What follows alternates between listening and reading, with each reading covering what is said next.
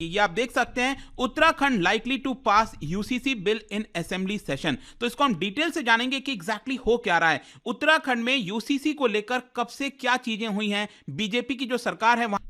तो चलिए शुरुआत करते हैं और सबसे पहले ये देखते हैं कि एग्जैक्टली क्या होने जा रहा है। देखिए 5 फरवरी को एक स्पेशल सेशन बुलाया गया है उत्तराखंड असेंबली के द्वारा, जिसके तहत बताया जा रहा है कि जो यूनिफॉर्म सिविल कोड बिल है उसको पास किया जाएगा। देखिए यहां पर मैं आपको बता दूं, 5 मेंबर की कमिटी बनाई गई थी जिसको लीड किया जा रहा था by former supreme court justice Ranjana Prakash Desai ji के द्वारा, और बताया जा रहा है कि इनके द्वारा जो रिपोर्ट है वो 2 फरवरी को सबमिट कर दिया जाएगा। देखो ये जो कमिटी है इनको कई बार एक्सटेंशन दिया गया, वो मैं आपको आगे बताऊंगा, लेकिन फाइनली 2 फरवरी को ये लोग रिपोर्ट सबमिट करेंगे और 5 फरवरी को ये जो बिल है यूसीसी का वो ऑलमोस्ट पास हो जाएगा। तो लो इसके बारे में मैं आपको और आगे बताऊंगा, उसके पहले सबसे पहले हमारे लिए जानना जरूरी है कि यूनिफॉर्म सिविल कोड का मतलब क्या होता है। देखो इसके नाम से आप समझ पा रहे हो कि हम सिविल की बात कर रहे हैं, मतलब कि आज के डेट में अगर हम भारत में बात करें तो जो क्रिमिनल कोड है वो तो आप सबको पता ही है कि वो आपका यूनिफॉर्म है, मतलब चाहे वो किसी भी धर्म से पर्सन हो।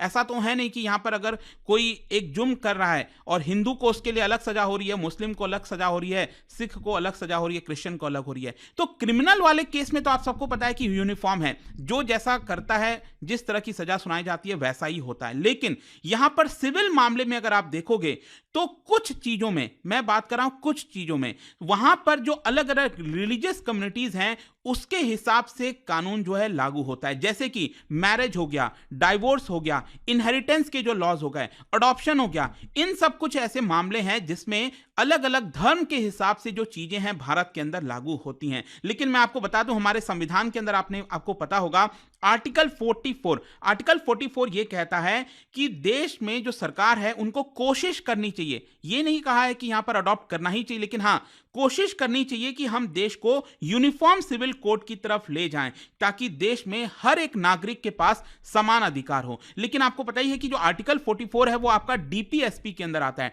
Directive principles of state policy, मतलब ये फंडामेंटल राइट की तरह नहीं है। अगर फंडामेंटल राइट के अंदर होता तब तो आप इसको इंप्लीमेंट करने के लिए सुप्रीम कोर्ट तक जा सकते थे, लेकिन यहां पर क्योंकि ये स्टेट के ऊपर छोड़ा गया है, मतलब कि सरकार के ऊपर छोड़ा गया है, इसलिए ये एनफोर्सेबल नहीं है कोर्ट ऑफ लॉ में। यहां पर आर्टिकल 44 में बेसिकली यही बोला गया है कि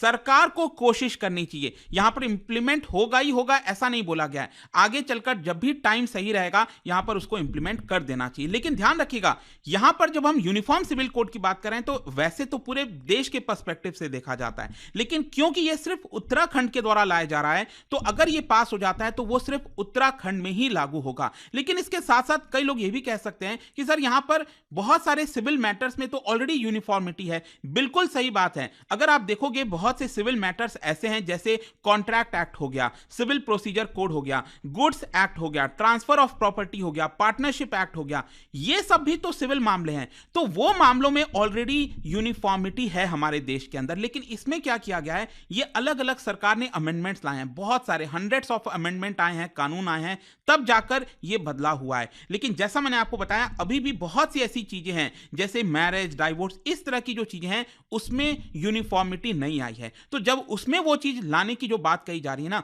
उसी को कहा जाता है यूनिफॉर्म सिविल कोड। इनफैक्ट इसके अलावा अगर आप देखोगे तो अलग अलग राज्यों में भी मतभेद है। आपको याद होगा मोटर व्हीकल एक्ट 2019 जो आया था नितिन गडकरी जी के द्वारा जो लाया गया था, उसमें कुछ ऐसे राज्य थे जो कह रहे थे कि नहीं हम इसको इंप्लीमेंट नहीं करना चाहते हैं, इसमें दिक्कत है। तो इस तरह की भी प्रॉब्लम्स आती हैं कि राज्य के ऊपर जो है आपका डिपेंड करता है। और ये यूनिफॉर्म सिविल कोड की अगर हम बात करें ना तो वो आपका कॉन्करेंट लिस्ट में आता है, मतलब ऐसा नहीं है कि वो यूनियन लिस्ट में है और जो सेंट्रल गवर्नमेंट है जो चाहे जैसे करेगी वैसा ही होगा। यहां पर स्टेट का भी बहुत इंपॉर्टेंट रोल होने वाला है। खैर अब हम आते हैं उत्तराखंड को लेकर कि उत्तराखंड में यूनिफॉर्म सिविल कोड को लेकर कब से चर्चा हो रही है, कब से डिमांड उठ रही है कि वहां पर वो लागू होना चाहिए। देखो सबसे पहले मैं आपको बता दूं 2014 में जो जनरल इलेक्शन हुआ था तो उत्तराखंड के अंदर जो बीजेपी है उन्होंने कहा था कि इनफैक्ट जो पूरी ओवरऑल बीजेपी अगर आप देखोगे 2014 में जब पीएम मोदी चुनाव लड़ने आए थे, गुजरात के उस समय सीएम थे, तो ओवरऑल बीजेपी की तरफ से उस समय बोला जा रहा था कि यूनिफॉर्म सिविल कोड हम लागू करना चाहते हैं। मतलब ये कैंपेन प्रॉमिस था बीजेपी की तरफ से, और यहां पर जो प्रॉमिस किया गया था उसमें बेसिकली यही कहा जा रहा था जो पर्सनल लॉज हैं रिगार्डलेस ऑफ रिलीजन, आप चाहे किस भी रिलीजन से बिलोंग करते हो, यहां पर मैरिज, इनहेरिटेंस, इस तरह से रिलेटेड जो चीजें हैं उसमें यूनिफॉर्मिटी लाएंगे। और क्या हुआ अल्टीमेटली 2022 का जो उत्तराखंड का लेजिस्लेटिव असेंबली इलेक्शन हुआ था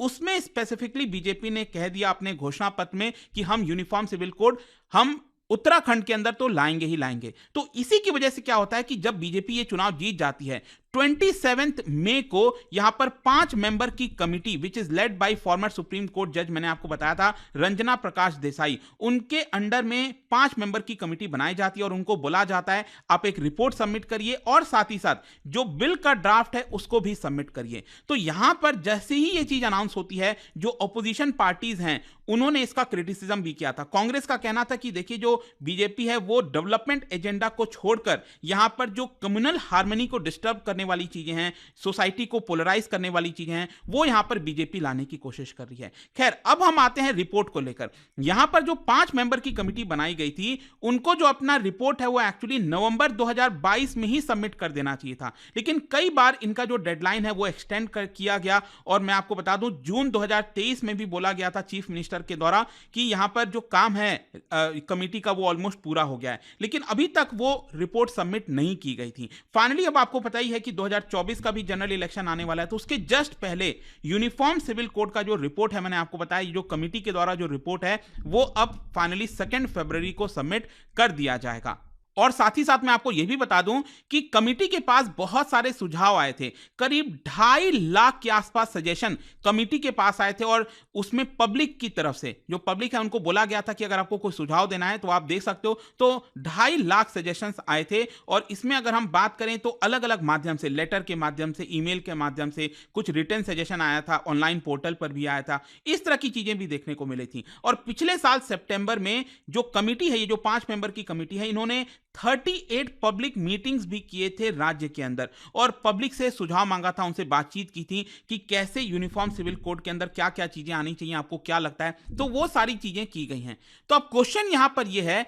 कि यूनिफॉर्म सिविल कोड आने से उत्तराखंड के अंदर किन किन चीजों पर बदलाव हो सकता है, मतलब ये जो रिपोर्ट है उसमें क्या क्या चीजें हो सकती हैं। मैं आपको बता दूं जो कमिटी है वो मेनली जेंडर इक्वालिटी पर फोकस करने वाली है। बताया यह जा रहा है कि uniform personal laws for all people residing in the state, जिसके अंदर यूनिफॉर्म सिविल कोड क्या करेगा, मेन और वुमेन को इक्वली ट्रीट करने की कोशिश करेगा। जैसे आपने देखा होगा कई बार बोला जाता है ऐसा, स्पेशली जो पॉलिटिकल पार्टीज है उनका कुछ ये कहना होता है कि जो मुस्लिम महिलाएं हैं वो चाहती हैं कि यहां पर जो कुछ चीजें हैं जैसे पॉलीगैमी हो गया इस्लाम के अंदर, इद्दत हो गया, हलाल हो गया, इस तरह की जो चीजें हैं उसको हटाना चाहिए। तो उसमें बदलाव करने के लिए यहां पर जो कमिटी है वो एक तरह से फोकस करने वाली है ताकि मेन और वुमेन दोनों को इक्वल राइट मिल सके। इसके साथ साथ यहां पर एक चीज ये भी बोला जा रहा है कि जो मैरिज का एज है वो उतना ही रखा जाएगा। अभी आपको पता है कि 18 ईयर्स फॉर वुमेन है और 21 ईयर्स फॉर मेन है, तो जो मिनिमम एज है फॉर मैरिज ये सेम ही रहने वाला है, लेकिन इसके साथ साथ एक और बदलाव हो सकता है और वो ये है लिव इन रिलेशनशिप का। देखिए यहां पर रिसेंटली कई ऐसी खबरें आई हैं और कई बार ये बोला जाता है कि लोग लिव इन रिलेशनशिप में तो आते हैं लेकिन अल्टीमेटली मामला कई बार कोर्ट में चला जाता है। वहां पर जब उनके बीच में प्रॉब्लम्स होती हैं तो वो कोर्ट में जाते हैं। कई बार जो आरोप है ये भी लगा दिया जाता है कि जो लड़का है उसने जबरदस्ती किया, फिर इस तरह की जो भी चीजें होती हैं, जो भी प्रॉब्लम्स हुआ है लिव इन रिलेशनशिप को लेकर, तो उसको देखते हुए यूनिफॉर्म सिविल कोड ये सजेस्ट करने वाला है एक तरह से कि यहां पर मैंडेटरी हो जाएगा उनको डिक्लेयर करना। अगर कोई भी पर्सन, मतलब अगर आपने शादी नहीं किया है एक दूसरे से, तो अगर आप फिर भी साथ में रह रहे हो, लिव इन रिलेशनशिप उसी को कहते हैं, तो यहां पर आपको डिक्लेयर करना पड़ेगा, सरकार को बताना पड़ेगा कि आपका लिव इन रिलेशनशिप इस दिन से स्टार्ट हुआ और जब अगर आपका मान लो लिव इन रिलेशनशिप टूटता है तो आपको टर्मिनेशन के बारे में भी बताना पड़ेगा ताकि वहां पर रिकॉर्ड रहे, पता रहे कि हाँ ये लिव इन रिलेशनशिप में है। जैसे शादी होता है उतना कॉम्प्लिकेटेड नहीं होगा लेकिन एटलीस्ट बताना पड़ेगा। ये होने वाला है एक बड़ा बदलाव। खैर अगर उत्तराखंड के अंदर यूनिफॉर्म सिविल कोड आता है तो आगे के राज्यों का क्या, व्हाट अबाउट अदर स्टेट्स? मैं आपको बता दूं, ये अगर यहां से पास हो जाता है तो हो सकता है बहुत जल्द गुजरात और आसाम में भी आपको यूनिफॉर्म सिविल कोड देखने को मिल सकता है। स्पेशली गुजरात गवर्नमेंट ने, मैं आपको बता दूं, 2022 में यूसीसी को देखते हुए एक कमिटी का गठन किया था। और इनफैक्ट आसाम के जो चीफ मिनिस्टर है हेमंत बिस्वा शर्मा, उन्होंने रिसेंटली आसाम का जो करीमनगर इलाका है वहां पर एक हिंदू एकता यात्रा निकालते हुए बोला था कि हम स्ट्रांगली फेवर करते हैं यूनिफॉर्म सिविल कोड को लेकर। तो और भी कई राज्यों में इसका रिपरकशन इफेक्ट देखने को मिल सकता है। लेकिन जाने से पहले मैं आपको एक बार फिर से रिमाइंड करा देता हूं, देश में सिर्फ इकलौता कोई ऐसा राज्य है जहां पर यूसीसी लागू हो रखा है, वो है आपका गोवा। अब देखो गोवा में क्या केस था आपको पता ही है, वहां पर पोर्चुगीज का शासन था पहले। पोर्चुगीज जो है उन्होंने लिया हुआ था गोवा, जो हमारा एरिया है। तो 150 साल पहले पोर्चुगीज ने क्या किया था, जो सिविल कोड है that is Portuguese civil code, उसको इंप्लीमेंट किया था 150 साल पहले। और आपको याद है 1961 में लिबरेट हो जाता है गोवा, पूरी तरह से भारत का पार्ट बन जाता है। तो जब ये पूरी तरह से भारत का पार्ट बना 1961 में, तब भी जो ये वाला पीसीसी था that is Portuguese civil code, उसी को ही अभी भी इंप्लीमेंट किया हुआ है। मतलब अभी भी गोवा में आपको वो चीज देखने को मिलेगी। और इसीलिए कहा जाता है गोवा बहुत इंपॉर्टेंट कदम होगा, क्योंकि अगर ये चीज होता है अल्टीमेटली, तो ये हो सकता है कि एक लहर से आ जाए पूरे देश में, इस तरह की चीजें इंप्लीमेंट हो। आपका क्या सोचना है इसको लेकर मुझे कमेंट में जरूर बताइएगा। और जाने से पहले एक इंटरेस्टिंग क्वेश्चन क्या बता सकते हो, 2 स्टेटमेंट है यहां पर, फंडामेंटल ड्यूटीज और डीपीएसपी से रिलेटेड। आपको बताना है कौन सा